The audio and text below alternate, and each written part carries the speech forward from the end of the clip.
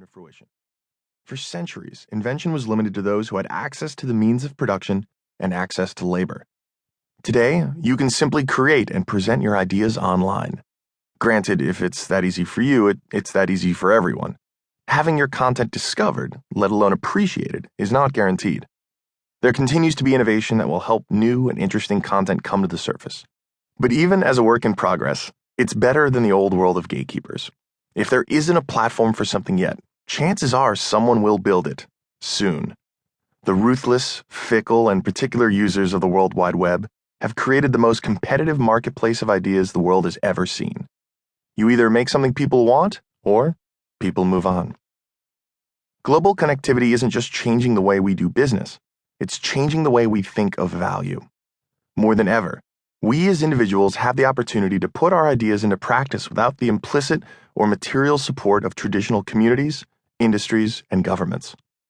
Now any individual, an undergrad at UVA, a comedian from Austin with cerebral palsy, a farmer in Missouri, or a public school teacher from the Bronx, can transform the way we all live. As value creation shifts from well-connected MBAs to the innovators themselves, so does wealth creation. Whatever you think of the world's youngest billionaires, Mark Zuckerberg and his Facebook crew, they're just the beginning. The Forbes list of richest people, or its future equivalent, is going to have far fewer business people and far more creators on it. If this seems obvious to you, great. I will be your Sacagawea-like guide as we meet scores of pioneers in their fields. If this sounds crazy, and maybe even a bit shocking, even better. So here's how it's going to go. I'll spend the first part of this audiobook describing my own experiences as a startup founder. You'll learn how I ended up getting involved in all this, how Steve Huffman and I took a failed application to Y Combinator and turned it into Reddit, one of the 50 most popular websites in the world. You'll hear about the early days of a travel search engine that had no business being in business with entrenched incumbents. But we started it anyway, because we were so damn frustrated. Then, in the second part of the audiobook, I'll break it all down so you can do it too. Everything from taking that great idea you had last night over drinks, to closing that first round of funding that'll let you quit your job and turn that cocktail concoction into a real business. The third part of the audiobook covers just about everything else you could aspire to do online. Whether you want to embrace the internet for fun, profit, or the good of humankind, or all or any of the above, this audiobook has you covered. There's a unifying message here. The internet is already doing awesome things, and it's just in its infancy. No one knows what's coming, but we're certain that the status quo is due for some serious disruption, and that it's up to the innovators to push us forward.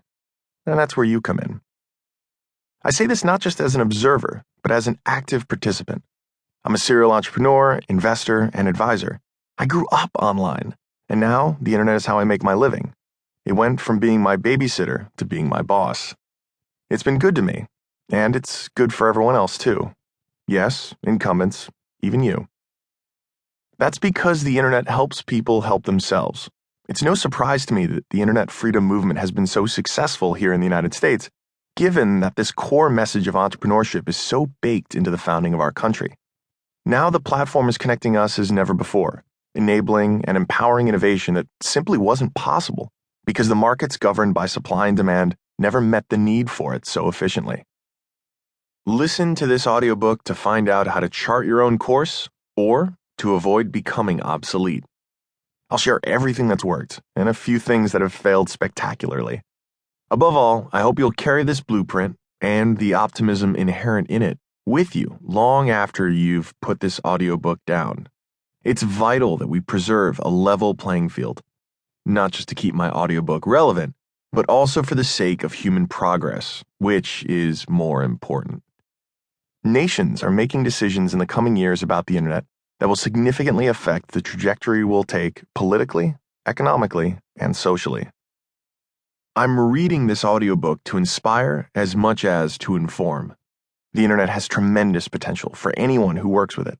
I want to lionize the efforts of some of the innovators who've benefited from this new medium and inspire others to join them in creating something themselves. Generations X and Y were raised to believe that they could be and do anything they wanted. I never did become a professional football player, but when